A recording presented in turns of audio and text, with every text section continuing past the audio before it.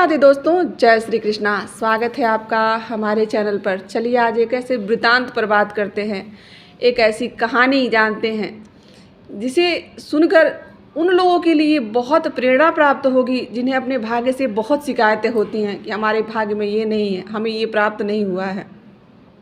वैसे तो हमारे धर्म ग्रंथों, हमारे पुराणों में इतनी कथाएँ, इतनी कहानियाँ हैं जिन्हें आप सुनकर वैसे ही मोटिवेट हो जाते हैं। ऐसी ही एक कथा लेकर हम आपके बीच में उपस्थित हुए हैं। परंतु उससे पहले यदि आप हमारे चैनल पर नए हैं तो प्लीज़ चैनल को सब्सक्राइब कर लीजिए, बेल आइकन प्रेस कर दीजिए और एक प्यारा सा लाइक कर दीजिए। चलिए जानते हैं। दरअसल बात ये उस समय की है जब महाभारत का युद्ध समाप्त हो गया था। दुर्योधन, दुशासन और सभी 100 कौरव पुत्र मारे जा चुके थे। धृतराष्ट्र अपने कक्ष में अकेले बैठे आंसू बहा रहे थे। तभी उनके कानों में एक चित परिचित ध्वनि आती है, प्रणाम भ्राताश्री। धृतराष्ट्र उस परिचित ध्वनि को सुनकर कहते हैं कि आओ विदुर, तब के गए अब आए हो।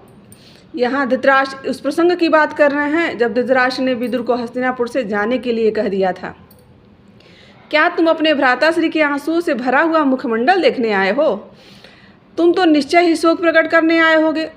विदुर का आगे बढ़ते हैं और धृतराष्ट्र के पैरों में झुक जाते हैं। तब धृतराष्ट्र पूछते हैं कि क्या लंबी आयु का आशीर्वाद लोगे विदुर? विदुर कहते हैं नहीं ज्येष्ठ भ्राताश्री। तब धृतराष्ट्र आगे कहते हैं तो शोक प्रकट करो और जल्दी से चले जाओ, मुझे मेरे आंसुओं के साथ अकेला छोड़कर चले जाओ विदुर। तब धृतराष्ट्र फूट फूट कर रोते हुए कहते हैं कि मेरा पुत्र दुर्योधन वीर गति को प्राप्त हुआ है। तुम्हें पता है विदुर, गदा युद्ध में भीम ने उसकी जंघा तोड़ दी है। मेरे पुत्र दुर्योधन की जंघा तोड़ दी है। विदुर उन्हें सांत्वना देते हुए समझाते हैं और धृतराष्ट्र आगे कहते हैं कि हे विदुर, क्या तुम शोक भी प्रकट नहीं करोगे? तब विदुर कहते हैं कि हे महाराज, क्या हमारी राजनीति इस योग्य थी कि उस पर शोक प्रकट किया जाए? तब धृतराष्ट्र रोते हुए कहते हैं कि हे विदुर, मेरा प्रिय पुत्र दुर्योधन राजनीति नहीं था। मेरा पुत्र दुशासन राजनीति नहीं था। अन्य गांधारी नंदन राजनीति नहीं थे। वह मेरे पुत्र थे। तब विदुर कहते हैं कि हाँ, वह आपके पुत्र थे, किंतु वह आपकी राजनीति के चौसर के परगोटियों की भांति जिस तरह से आगे बढ़े और पीटकर विषाद के हट गए, यह मत भूलिए भ्राताश्री कि वह दाव आपने ही लगाया था और आप ही हार गए। द्युत में पराजय और विजय का चक्र चलता ही रहता है।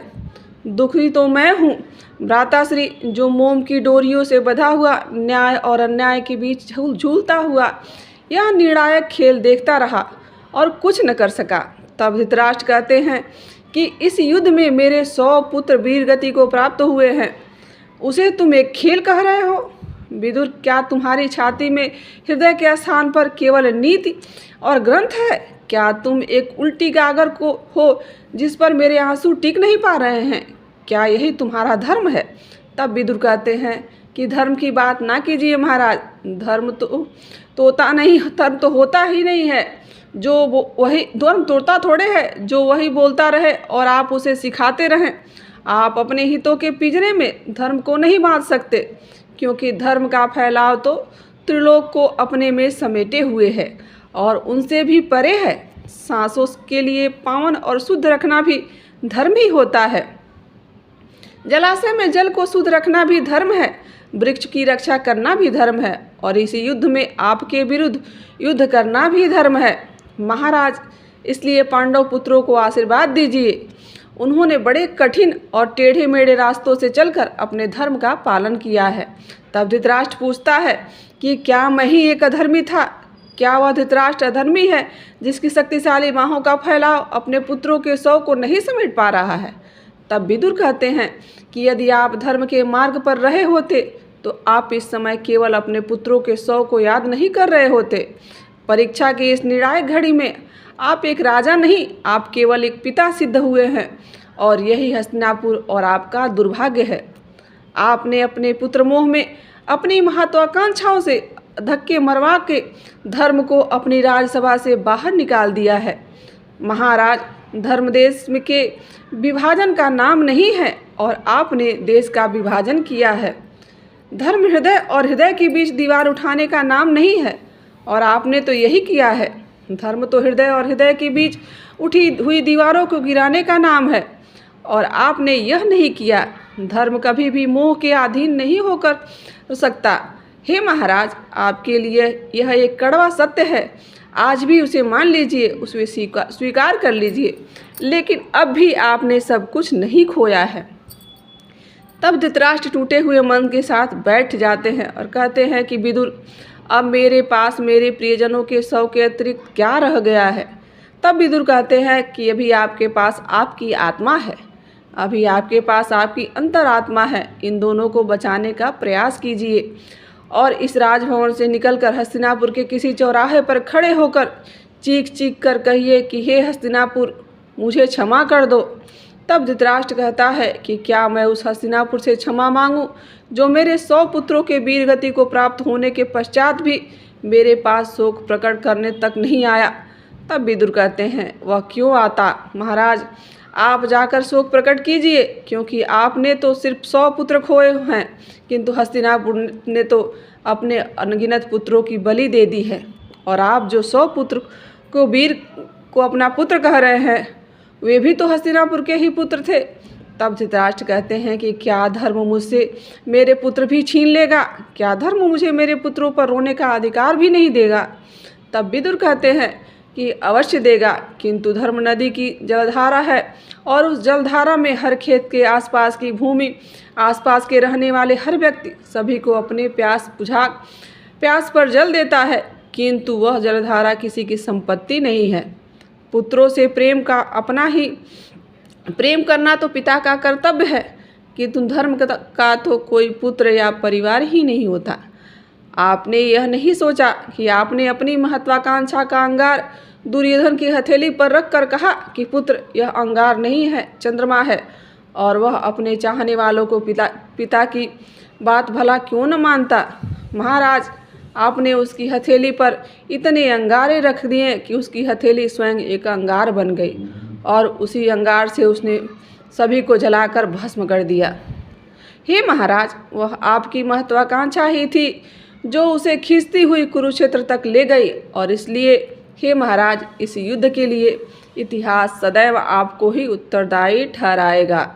आप वह अतीत हैं जिसने भविष्य का मार्ग रोकने के लिए अपने पुत्रों के शवों की दीवार खड़ी कर दी। तब धृतराष्ट्र टूटे हुए मन से कहते हैं कि तुम सदैव की भांति कड़वी ही बोल रहे हो, किंतु तुम्हारे स्वर आंसुओं से भीगे हुए क्यों लग रहे हैं। तब विदुर कहते हैं कि ऐसा इसलिए महाराज, क्योंकि मैं रो रहा हूँ। फिर विदुर धृतराष्ट्र से कहते हैं कि मेरी आपसे एक विनती है। तब धृतराष्ट्र कहते हैं कि कहो अनुज। तब विदुर कहते हैं कि विजय प्राप्त कर पांडुपुत्र हस्तिनापुर में प्रवेश कर चुके हैं, चरण स्पर्श के लिए आए हुए हैं, और उन्हें आशीर्वाद देकर वन की ओर प्रस्थान कीजिए। आप हस्तिनापुर का अतीत हैं, और यह आपका परम कर्तव्य है कि स्वयं उठकर वर्तमान के लिए द्वार खोलो और उसे स्थान ग्रहण करवाने के उपरांत बीते हुए समय के अंधकार में चले जाइए। इसलिए अपनी महत्वाकांक्षाओं के दुखों को समेटना आरंभ कीजिए। भाभी श्री और राजमाता कुंती ने भी आपके साथ ही राज त्यागने का निर्णय कर लिया है। तब धृतराष्ट्र कहते हैं कि मैं उन दोनों का सामना नहीं कर सकता। तब विदुर कहते हैं कि उन दोनों का सामना किए बगैर तो आपको मोक्ष प्राप्त हो ही नहीं सकता। यही आपका दंड भी है और आपका प्रायश्चित भी यही है। यह दोनों ऐसी माताएं हैं जो रणभूमि में दोनों छोर पर अपने अपने भाग्य का शव लिए खड़ी हैं। उन दोनों के साथ होने से ही तो आपको यह ज्ञान मिलेगा कि आपने उस हस्तिनापुर के साथ क्या किया है जो आपको अति प्रिय था। उन दोनों के साथ आपने क्या होने दिया है जो वह आपको बताएंगी। आपकी महत्वाकांक्षा आपके हस्तिनापुर के कितनी महंगी पड़ी है, यह तभी आपको पता चलेगा। धृतराष्ट्र और विदुर के बीच आखिरी संवाद दोस्तों यह था धृतराष्ट्र और विदुर जी के बीच आखिरी संवाद। इसके पश्चात विदुर जी माता कुंती, धृतराष्ट्र और गांधारी के साथ वन को प्रस्थान कर गए थे। दोस्तों आशा करती हूँ कि आपको आज की यह कहानी अच्छी लगी होगी और यहाँ तक बने रहने के लिए आप सभी का दिल से आभार। मिलते हैं किसी ऐसी ही कहानी, कथा और जानकारी के साथ। राधे राधे, जय श्री कृष्णा।